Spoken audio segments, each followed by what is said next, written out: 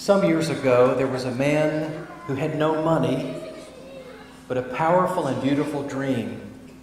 He wanted to build a place where families and children and people of all ages could come and be delighted. His brother was quite wealthy, and so he asked him for a loan. His brother said, in effect, "You're crazy, no way." Next was the banker, and he asked him if he could borrow the money to make this dream come true. And the banker said, "You're out of your mind, it's not going to happen." And so the man borrowed against his own life insurance policy.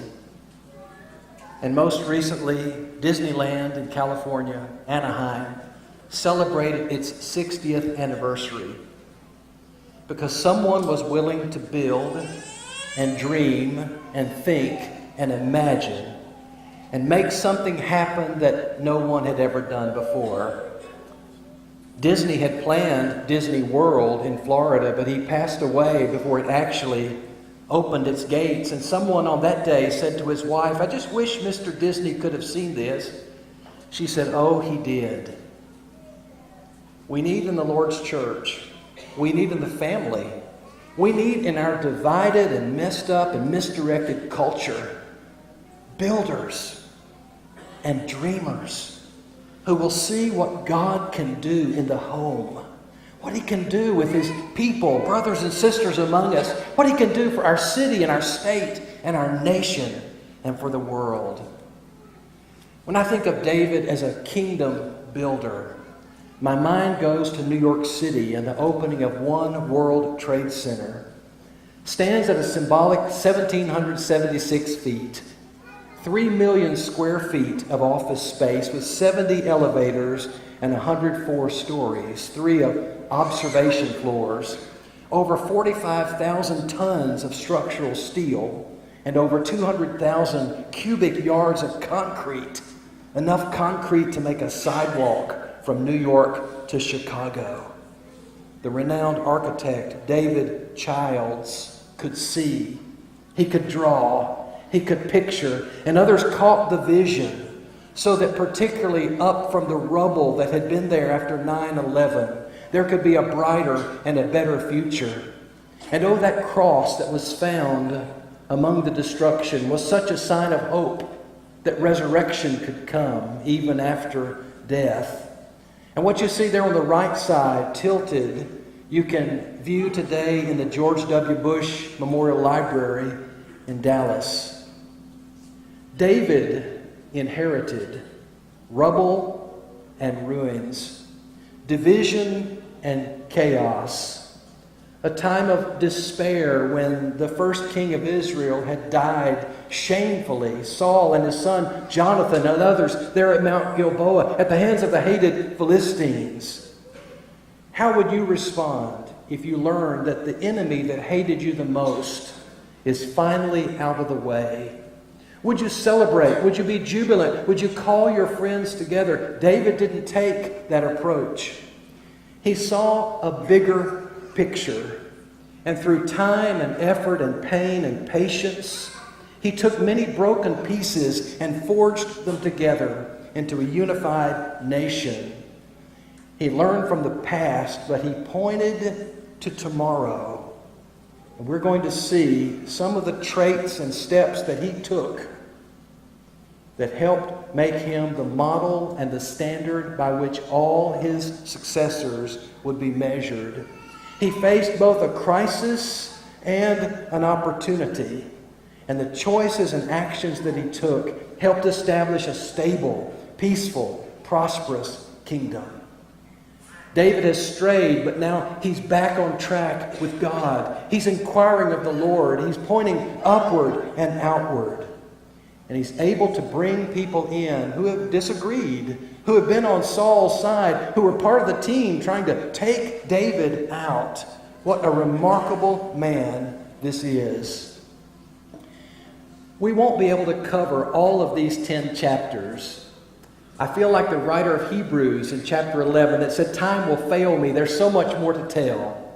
So I've selected the first of these, and then I'll give you a list, and the outline will be available for you to download on the Keller Church's website. And I urge you with your family and in your Bible study to think about the traits that made David a kingdom builder, and to think about how you fathers and mothers and every one of us can gain what's good from his experience. Have you thought about the fact that David had to wait his turn? That he was anointed 3 times? There he is, a boy in his father's home, the youngest, and Samuel comes. David's not the one he would have chosen, but he's called in from the sheepfolds. But it's secret, it's quiet. Saul's not to know about it, and it leads to a period of persecution and flight. Then, years later, we don't know how long, but we know that at 30, Saul died when David was that age, and then David was anointed, but now just over the southern area of Judah. And he reigns there for 7 years, still waiting for what God has promised him, to place him over all of his people. And then when he's 37, after Saul's son is murdered, the people of Israel come to David, and they recognize God promised, "You've shown your character, your resilience, and your faithfulness. Would you reign over all of us?" How different it might have been if he had rushed, if he had taken a step, if he tried to coordinate, initiate, force something to happen. The same is true for you and me. Whatever age you are, your time may be now. It may be yet to come. But don't be impatient or rash or impulsive. Pray. Depend on God. Learn. And it may be in His providence, He will show you the opening of the door that will put you in the position that He wants you to have. Then I notice, look at chapter 1 with me. Would you turn there? How David honored the past. Remarkably, when he receives the word that his foe is gone, David laments. And he sings a funeral dirge. And he says, "How the mighty have fallen." And he doesn't want the Philistines, verse 20, to rejoice over this and gain an advantage. God's name is at stake. His people are on the line. And it's going to look to the world like the one who was in charge couldn't meet the Philistines and was taken down. That can't happen. And so instead of boasting or celebrating, David tears his clothes. He weeps. He fasts.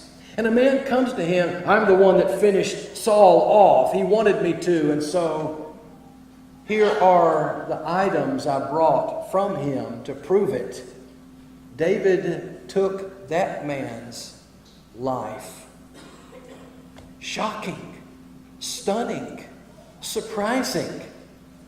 When does a person pay tribute to his predecessor? When that individual was so mean and so nasty and so evil in all of his intentions. David is a kingdom builder. And because of his actions, David is going to establish his credibility and earn the trust of his people. And so you can see there in chapter 1 where he tells, the Amalekite tells David what he's done. In verse 10, "I took the crown that was on Saul's head, the bracelet that was on his arm, and I brought them here to my Lord." What does he expect? Oh, accolades, praise, perhaps a position in the cabinet. Instead, it's a time of sorrow for David. And that Amalekite, verse 15, David says, "Go cut him down." He strikes him and he dies. And then look at verse 17, the chanting over Saul and Jonathan. He speaks of them as "your beauty, O Israel." He doesn't want the cities of Philistia to hear and rejoice. He notes Jonathan's bow and Saul's sword in verse 22. He calls them both beloved and pleasant in their life. David, looking for the good, for what he can commend and praise. That's the way you become a leader. You reinforce what's helpful, what's constructive, what can lead to a better tomorrow. He calls them swifter than eagles, stronger than lions, and he's so distressed over them. How have the mighty fallen? And then look with me next in chapter 2, that David sought God. beyond the politics, beyond the people whose palms he needed to touch, or the babies he needed to kiss, or the things he might need to put in place. He was a man after God's own heart. And what we're looking for today in our nation, with all the turmoil and all the chaos and all the division, and all these candidates yelling at each other, calling one another's names like children, trying to see who can be the loudest, get the biggest response. We need a leader of the United States of America who will seek God,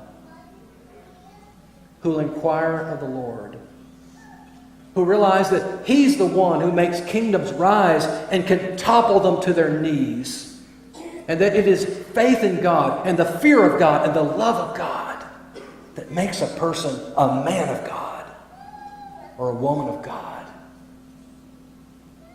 Then David went to Hebron in Judah. There the people in Judah anointed him.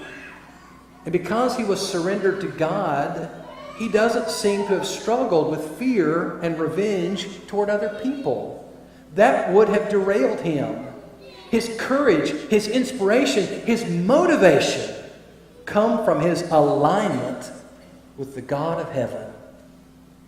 When David is told that it was the men of Jabesh Gilead who buried Saul after the Philistines cut off his head, David sent a blessing to those men who had paid tribute to the first king who had perished in such disgrace.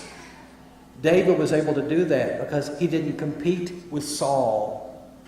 There were no rivals. There were no peers. There were no people around him that David had to take down. Don't you see? He waited his turn. He honored the past, and then he sought his God.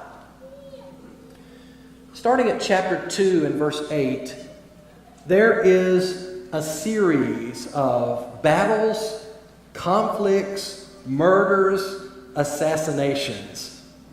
What's David to do? He didn't create the mess, and in a sense, he cannot stop it. It must play out. But a great leader rises above and doesn't get pulled down into the pettiness and the backbiting and the meanness in which others may engage. He has more important things on his mind. And so he seeks to keep his hands clean, keep his heart right, and not be dragged and pulled into that rubble, because he's trying with God's leadership to erect something more beautiful and more permanent and more glorious. I've listed some of these. It helps me to keep up with them. Abner is the commander of Saul's army, and with his master dead, he said, let's take his son, Ishbosheth. We can make him the king in his father's place and establish a dynasty. Well, that's not God's plan. David can't keep that from occurring. And then Abner, Saul's man, and Joab, who leads David's troops, Abner says, let's let the men compete. He means fight with each other and kill each other. And so a civil war goes on. And in the process, Abner kills Joab's brother in battle. He tries not to, but there's no avoiding it. He will not turn away. Then Abner defects over to David's side. Don't you see what's happening? His foes are approaching him. Those who have lost, those that David would not strike or hurt, are recognizing what God is bringing about. And yet Joab, whose brother Abner had killed, retaliates by murdering this man. Wow, what a squabble. What a fight. David, give it up. No, rise above it. David, pack it in. No, wait it out. David, get down and dirty and ruin your character and your heart and your life. Say things and do things that down in the mud will get the job done. David rose above it and instead acted with integrity. Look at chapter 3 with me, starting at verse 31. When Joab has murdered Abner, and David learns of it, he might have said to Joab, I'm so proud of you. You're in charge of all my troops. You settled this score. You made it right. And now we can move on. Instead, look at verse 31. Tear your clothes and gird on sackcloth and lament before Abner. And King David walked behind the bier. That is, he was part of the funeral procession. Abner was your enemy. He was backing Saul. He put Saul's son on the throne in the north, trying to keep you from having any influence there. Really? The king doesn't stop there. Here's another lament. Should Abner die as a fool dies? Your hands weren't bound or your feet put in fetters. As one falls before the wicked, you've fallen. Who's the wicked? In this case, it's Joab, his own man. David, are you criticizing the person in whom you've invested so much of your resources and your energy and your future? Joab doesn't help you. What are you going to do? David had a way of saying what was right, doing what was right, standing up for what was right, even when the wrong was in his own camp. What a tremendous leadership lesson that is. Honesty, transparency, frankness. Because of that, David was able to be a kingdom builder.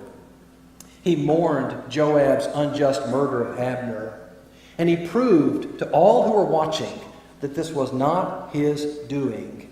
And there's a statement in that passage that says, Then all the people realized that David had no hand in the death of Abner, and did not endorse it or favor it.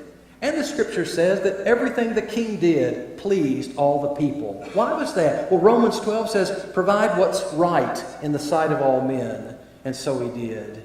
He called Joab a prince and a great man. It should be Abner. He called Abner a prince and a great man. And executed later when Saul's son was assassinated, Ishbosheth. He had those two men put to death.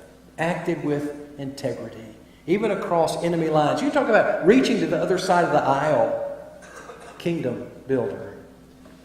David earned leadership. Look at chapter 5. The men of Israel approached him, not the other way around. Lead us. God promised this would happen. You've shown it by fighting the Lord's battles. We want you to rule over the combined people of Israel and Judah. And so in chapter 5, he captures Jebus, that is Jerusalem. His men go through the water tunnel. It's a fascinating record of invading that city and taking control of it. He has a new house. Hiram sends the wood for its construction and a new beginning.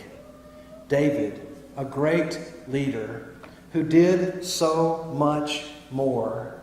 I'm going to note these very quickly. You may pursue them on your own because they're so tremendous in thinking about our influence. David fought not his fellow Israelites, but the Philistines in chapter 5. When he failed in chapter 6, having the ark carried the wrong way, and Uzzah was stricken because of the disobedience to God's will, David made another attempt following biblical authority. David endured ridicule even from his wife Michal, who laughed at him because he celebrated the arrival of the ark. In chapter 7, God, I want to build a house for you. And God says, no, David, I'm going to build a house for you. Your son Solomon will do the temple. I'm going to make you into a dynasty. And I'm going to allow your sons to continue after you. He magnified God's name. Read the beautiful prayer in 2 Samuel 7 of David's humility, his sense of unworthiness, his dependence on God, his submission to God. And then chapter 8, he extends the kingdom. He relies on his team. He has a cabinet, and the individuals are named. And David knew how to find other people who were credible and loyal and could be counted on to play their part. In the passage that Oren read earlier, chapter 9, he continued loyalty. Isn't there someone of the house of Saul where there's his crippled grandson, the son of Jonathan? Bring him in. And the grandson says, what can I do for you? And David says, I want to give you the feast and the fellowship and the freedom and the blessings because of Jonathan. And then he vindicated his men in chapter 10. When they were humiliated, David went to their defense and established even further his role as a kingdom builder. He, in fact, enlarged the territory of Israel 10 times, from 6,000 square feet to 60,000. A builder, not tearing down, not hurting, not backbiting, not undermining, but in the ways we've seen, he came to the peak of his career, from which he's about to take his biggest fall. 1 Corinthians 10:12, a warning. If we think we stand, better be careful. We may just fall. It happened to David. It can happen to us. That will wait for another time. Today we ask, what are you building? What's your vision? What's your future? Where's your family going to be? Where's this church going to land? What's going to happen in your life in the next 6 months, the next 5 years, the next 10 years? Do you have a goal and a plan? And will you follow the great example of the man with God's own heart, so that all the influence you can have, you will have as you trust and obey Him? That begins with your response to the gospel, the good news that when we were helpless, Christ died for the ungodly, and you can share in His death and resurrection when you're baptized to begin your new life. If you're burdened by any concern or have a blessing to share, won't you come? Let's stand and sing.